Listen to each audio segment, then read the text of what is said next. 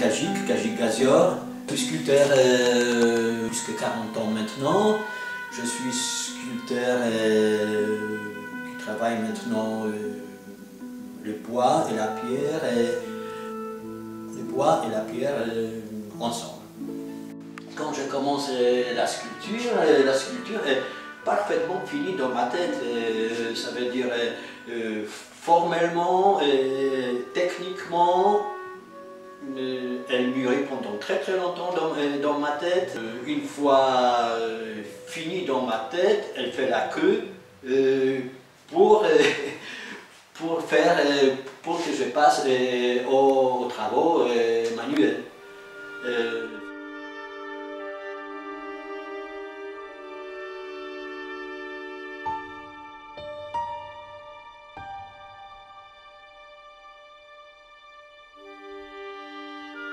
Je travaille ma sculpture entre 1 mois et demi, 2 mois, jusqu'à 9 mois.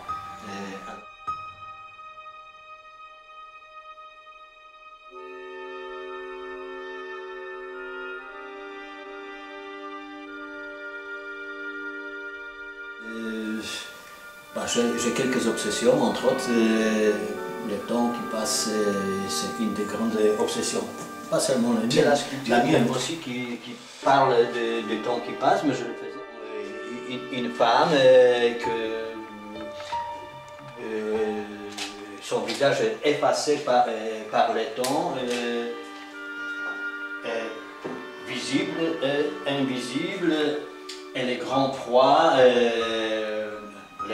du temps qui arrivent et qui envahissent de plus en plus le visage. Mémoire 1, mémoire 2. La forme c'est une forme un peu de bouquin qui est moitié ouvert. Avant c'était les feuilles propres et nettes, maintenant les feuilles très endommagées et le bouquin se ferme. J'ai fait les sculptures avec les empreintes digitales. Les empreintes envahies doucement, taciturement par la matière morte et la pierre avec certains froids. Ça va vers le milieu pour montrer que la vie disparaît, va disparaître une seule fois. C'est peut-être pas trop gai, mais ça me préoccupe depuis longtemps. Même quand j'avais 18 ans, je pensais à ça aussi. Personne qui domine l'autre. C'est toujours l'équilibre entre le bois et la pierre. On travaille sur la différence et les relations entre ces différences. Les deux matériaux opposés, bois et pierre, malgré tout, créent une seule forme. Une seule forme, alors ils ne sont pas obligés de s'aimer, mais ils peuvent cohabiter.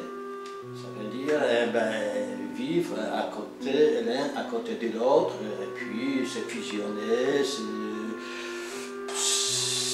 s'approcher, s'éloigner, s'aimer, se détester. Mais j'essaie en même temps de travailler dans le sens que malgré tout, qui sont très opposés, l'un a besoin de l'autre.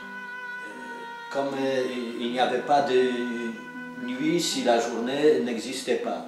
Il n'y a pas de mort si la vie n'existait pas. Alors ils se détestent, mais en même temps ils s'aiment. Qui s'appelle nœud.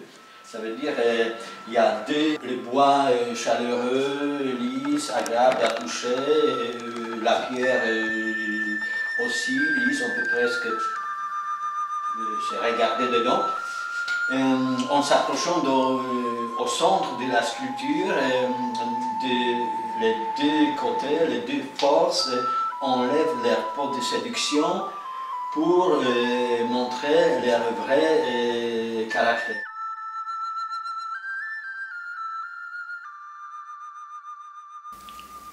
Mes inspirations sont différentes, entre autres, souvent c'est la musique qui m'inspire. J'écoute beaucoup de la musique, entre autres jazz. C'est ma petite définition de jazz.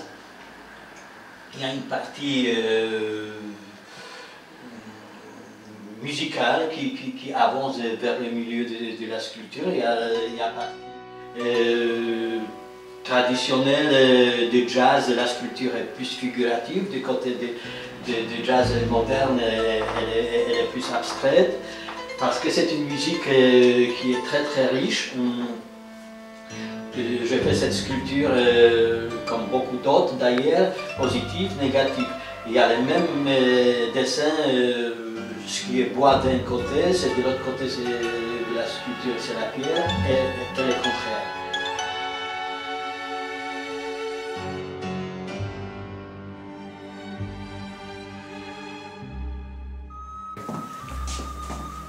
J'utilise souvent ombre dans mes sculptures parce que ombre dans l'évolution est entre végétal et minéral. Il paraît que ombre c'est un régulateur d'énergie végétale et minérale. Ombre sait parfaitement bien canaliser. Je fais ici une sculpture qui s'appelle Biographie. En vieillissant, pour moi, de plus, je fais ici 4 univers où il n'y a pas d'évidence. D'un côté, il y a le granit qui est parfait ou presque parfait. Il n'y a pas d'évidence parce qu'il y a des petites rayures partout. De l'autre côté, il y a le bois qui est brut, mais il y a une petite ouverture avec les bois agréables à toucher, bien polis et chaleureux. De l'autre côté de la sculpture, c'est le contraire. Ça veut dire la pierre est brute, très brute, mais malgré tout a des veines nobles, tandis que le bois, par définition chaleureux, est quand même à l'intérieur bouffé par les bestioles. Et par toute la longueur de la sculpture coule un petit ruisseau d'ombre de la vie. Essaye de glisser ces petits ruisseaux d'ombre, et c'est ça la biographie de chacun de nous.